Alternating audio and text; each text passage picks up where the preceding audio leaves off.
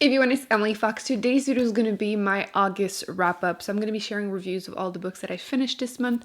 Not my most successful month in terms of the amount of books that I finished, but pretty successful in terms of ratings. I did read what will probably be the best book of the year for me. So I'm fairly happy with the whole thing. I'm middle of 2 books too, so not bad. So let's go through the books in order that I've read them. I can't tell if you can see the reflection. Let me just remove them just in case because I know it's annoying. The first book that I finished was the Sundown Motel, which was better than I expected. I feel like my relationship with mystery thrillers is just all over the place. I love the idea of them, but I feel like I don't give high ratings to most of them and I end up being disappointed by a lot of them. With that said, I did read a bunch that are like pretty recent, so maybe I should go back and read like the best of, the past 10 years or something. But that one was a pleasant surprise. This is my second book by the author, and I think, at least so far in 2 books, she likes to play with timelines and like ghost or like supernatural, which this one was my favorite of the 2. He's following this young woman who her aunt was murdered in the Sundown Motel, this little town where a bunch of women disappeared, and she decides to go there and kind of figure out if she can figure it out. And yeah, things happen, mystery, ghost in the little hotel. I feel like I don't find myself being very afraid of ghosts.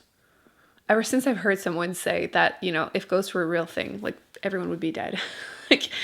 And like that kind of, I feel like ever since then, mysteries with ghosts don't really scare me, but I did think it was well done. I did listen to that one as an audiobook, would recommend. It was totally fine as an audiobook. And yeah, I was actually happy with the ending, which I can't say with a lot of mystery trailers that I've read in the last 2-3 years. So I would recommend it if it was on your radar, or even if it wasn't. If you like ghost stories, a little like haunted motel, would recommend. I was happy with it. I think I'm gonna give it 4 stars. So yeah, solid read. Next is my baby, my precious, my new favorite book of the year. No one is surprised, but Words of Radiance by Brandon Sanderson. This is the second book in the Stormlight Archives series, and wow. I vlogged my reaction to like the last chapter-ish of the book, which let me include that. It might look like I'm exaggerating, but I'm not.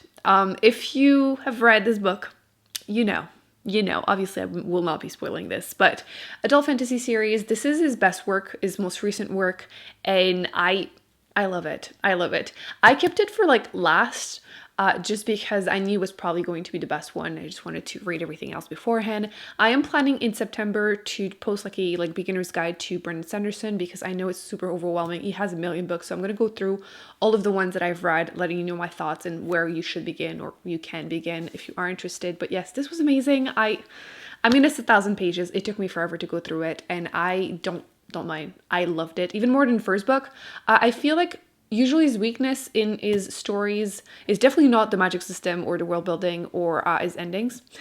His twists are always mind-blowing, but it's usually his characters that are a little like 2D, I guess. Not an issue with the series. I love every single character. Some of the twists that happen, I didn't expect. I love them. I'm rooting for everything that's happening in here, and I have no idea where he's going with it, and I'm okay with it. Like, I can't even explain you the plot. Like, essentially, war between 2 people.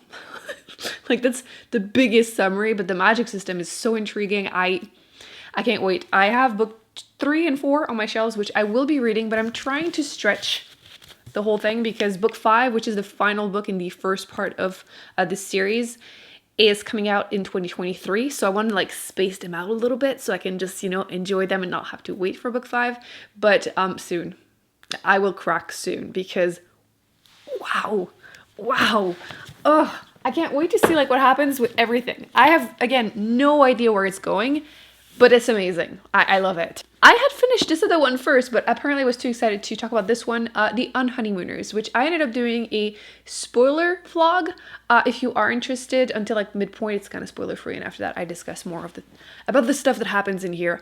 Let me know if you would like me to do more vlogs with spoilers. I feel like maybe specific books I could do that, but this was a fun one to discuss because it's a romance, which is usually not my genre, but this was a like TikTok made me do it kind of thing. I kept seeing it and I was in the mood for something light for the summer, so I did just that, and I enjoyed it for what it was. I think the beginning was much stronger than the ending.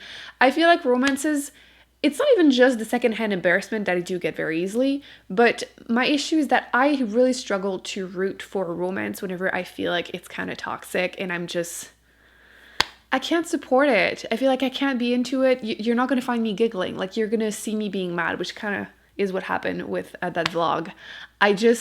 I might forgive someone once, but like not 3 times. That's not really an exact number. Again, I'm not going to go into details more than that because of the spoiler, but this is a enemy to lover kind of trope, which I do enjoy. You're following this woman. She has a twin who's getting married to the brother of her worst enemy. In other words, he saw her eat cheese curds and she thought it was fat phobia, that he hated her because she wasn't skinny. And frankly, I was offended for her. I was totally ready to be on her side because as a Québécoise, like cheese curd, poutine, like I was obviously on her side. At the wedding, everyone gets food poisoning except them, so they end up having to go on the honeymoon together. You can imagine how things go, one bed, blah, blah, blah. It was fun. But yeah, you can see my reactions in the vlog if you are interested. I will link that down below. But I think I'm going to give this 3, maybe 3.5. I'm just, the ending, like, it was partially satisfying, but I was also really annoyed. So like, yeah, if you have read this book, let me know what you think. I am planning on hopefully reading more romance like that once in a while when I'm in the mood for something light because it was fun. Like, I definitely laughed a couple times, which I needed. I needed it. But yeah. Then I decided to break my heart and I listened to the audiobook of In Order to Live, which is a North Korean girl's journey to freedom, which is exactly what it is. It is obviously nonfiction, so true story. And I knew I was going into, but I still wasn't ready. It is super heartbreaking to see what she has been through, what a lot more people are currently going through. And if you are interested, I would highly recommend it. The audiobook was good. My copy also has like pictures of like her and her family. And you read this and like you have to keep reminding yourself that this is like not fiction, you know? This is genuinely what people are going through and it's just really, really difficult. And I enjoyed it. I don't rate my nonfictions because how do you rate something like that? But I do recommend it. I do think it was really interesting. Nothing else to say. Do recommend. The last book that I did finish was our Patreon book club pick of the month, which was Northanger Abbey by Jane Austen. And this is the first time that I don't really like the book that we picked. To be fair, a bad Jane Austen is still good. I do really love her writing. And technically this is my 3rd book by her. And this wasn't published while she was alive. She rewrote this book a couple times and it was never published until she was dead. And I think I understand why, because it's still funny. Like, she does tend to like make romances, but also like make fun of, you know, the trends and people of her time. But I really wasn't feeling the romance in the book. I did watch the movie as soon as I was done with it. It made so much more sense because the book is separated into like volumes. And when you start volume 2, it feels like you're following a completely different story. And like in the first half, you're following pretty horrible people. The main character is she's pretty spineless and it's frustrating. And then, like I said, part 2 is just a completely different book. I was really confused with the whole story. And then watched the movie, everything made a lot more sense. And I was rooting for the romance in the movie. So like, yeah, disappointing for me. I think I'm gonna, like, after watching the movie, I kind of want to round it up to a 3, but it's probably like a 2.5 rounded down because my enjoyment, I struggled to go through this, which is sad because it's such a pretty edition. This is the Vintage Classics. I'll link it down below.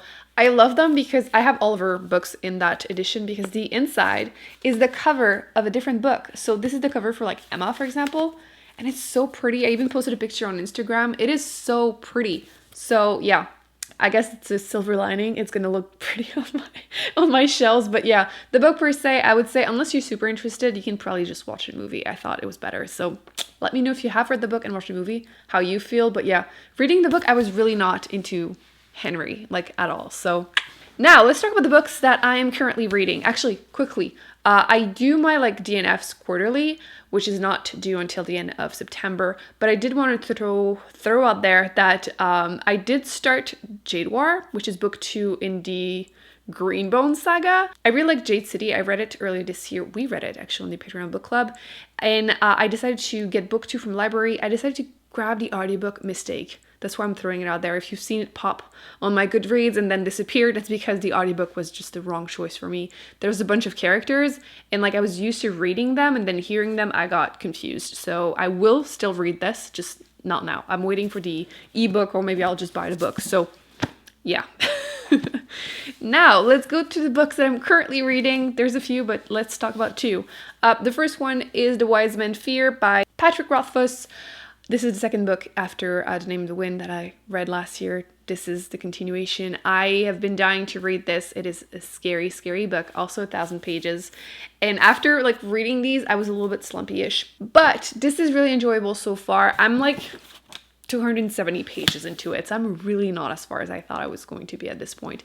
But like I want to like just savor it. I want to take my time and just enjoy it. Adult fantasy, I feel like everyone knows the series. I've been nervous to continue it because book 3 is nowhere to be found. There are rumors all the time that he's like working on it, but like anxiety attacks at this point because there's so much pressure. But I want to know because book 2 doesn't seem far enough so far in the story to get to the point that they're describing. Like he's basically retelling his life story in 3 days and book 2 is day 2. And like, how are you going to get to where you are, you know, in the beginning / the end? It just, ugh.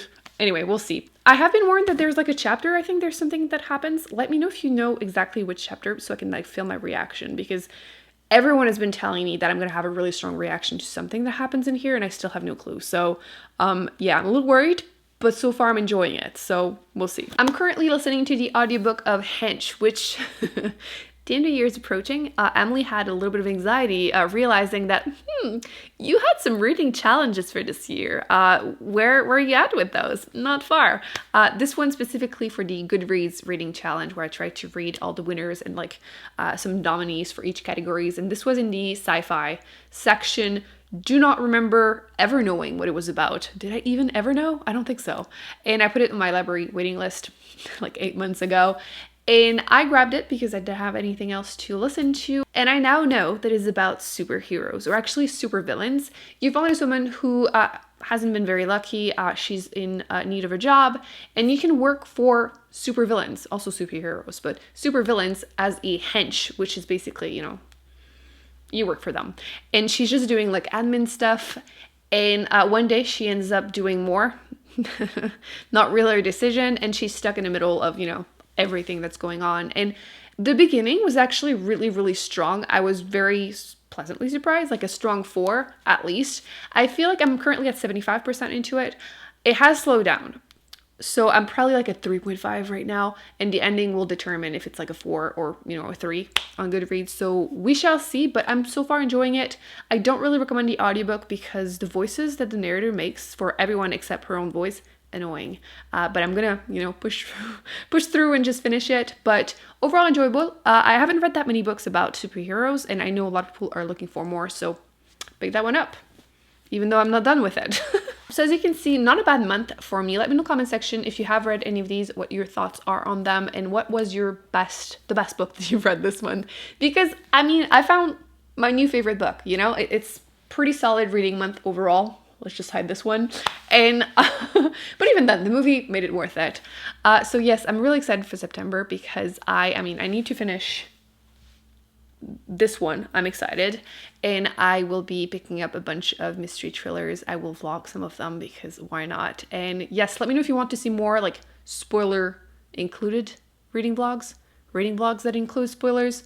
See, this is where I get confused with French because often you just switch the words. It's annoying. But yes, let me know. Thumbs up, subscribe. I will be putting more videos on the screen that I recommend you check out. And I will see you in an upcoming video very soon. Bye.